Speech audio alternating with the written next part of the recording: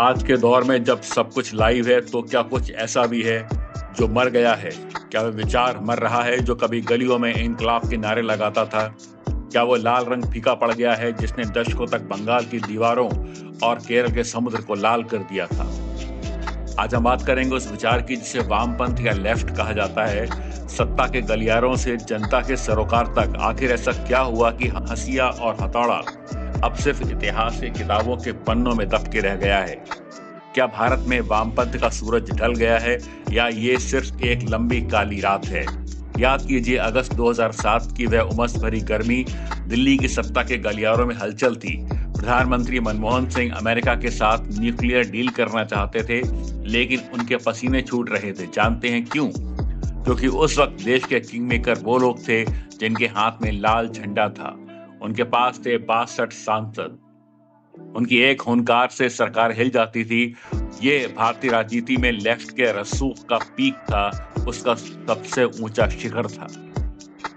लेकिन आज क्या मंजर है? महज 2 दशकों के बाद हम उस शिखर से गिरकर खाई के मुहाने पर खड़े हैं।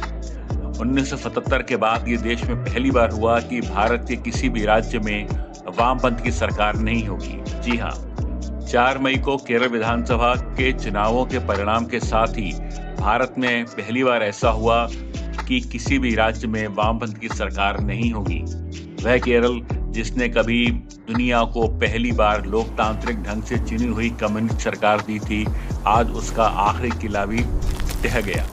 140 विधानसभा सीट में उसे बस केवल 35 सीटें ही मिली और कांग्रेस ने उसे सत्ता से बेदखल कर दिया।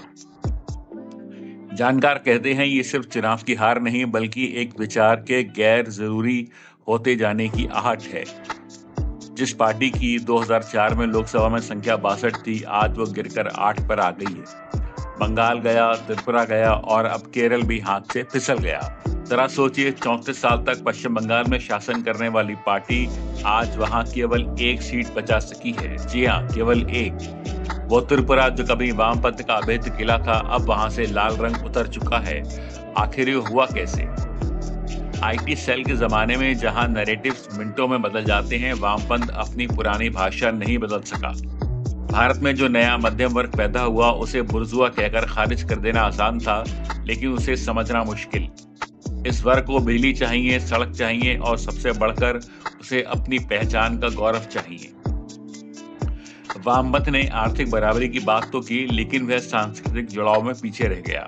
टीवी स्टूडियो में बैठकर अंग्रेजी की क्रांति की बातें करने वाले और जमीन पर पसीना बहाने वाले कार्यकर्ता के बीच दूरी इतनी बढ़ गई कि दोनों में पुल ही टूट गया।